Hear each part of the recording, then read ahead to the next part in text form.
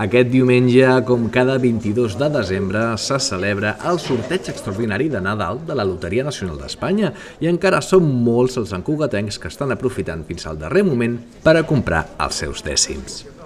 Bé, ara ja és finestreta, quadrar totes les reserves que hem anat acumulant durant aquests 7 mesos que portem venent al Nadal i, bueno, tot quadra, que és el que més d'això, i ara doncs esperar vendre els últims avui, demà, i demà devolució, i demà passat ja sorteig, vull dir, ja és el... Bé, sí, farem una... D'última hora o en previsió? No, d'última hora era més abans, vale? Vull dir, abans era més d'això. Normalment la gent ja els té, saps? Vull dir, jo recordo fa 10 o 12 anys que sí, que a les últimes hores tothom venia. Ara ja és més, saps? Vull dir, poder la setmana passada hi va haver molt moviment i aquesta setmana ja la gent ja va més tranquil·la. Des de l'administració de loteria número 2 de Sant Cugat ens expliquen quins són els números que més agraden als santcugatencs. Els de tota la vida, els 7, els 5, els 3, a tothom li agrada l'imparell, que no tingui zeros, que no sigui alt, que no sigui baix, que no hi hagi repetits, saps allò? Però fora d'aquí, quan t'acostes a l'última hora, ja la gent ja li és igual, i aleshores et donen un el que vulguis, saps? I aleshores vas buidant.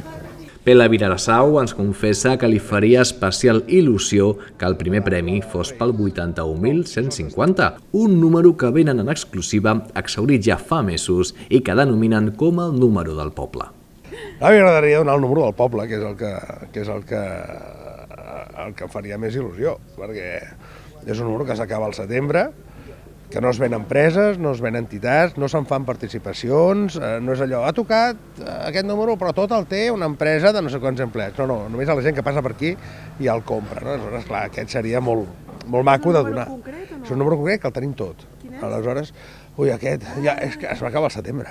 És un número que tu has de passar per aquí i dir, ostres, el del poble i tal, i quedar-te. A més, com que tot el tenim aquí, si toqués, hi hauria... De veritat, entre Sí, 1930 dècims entre la gent d'aquí. Aquest faria especial il·lusió, sí.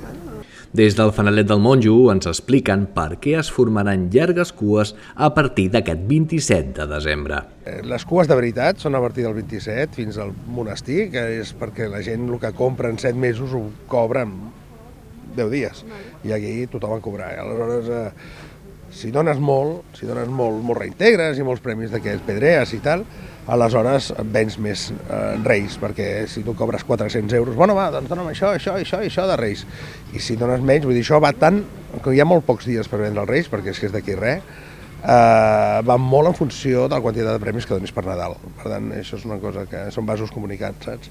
El sorteig de la rifa de Nadal es durà a terme aquest 22 de desembre i encara hi haurà una nova oportunitat per a provar sort amb el sorteig de Reis, la loteria del nen del 6 de gener.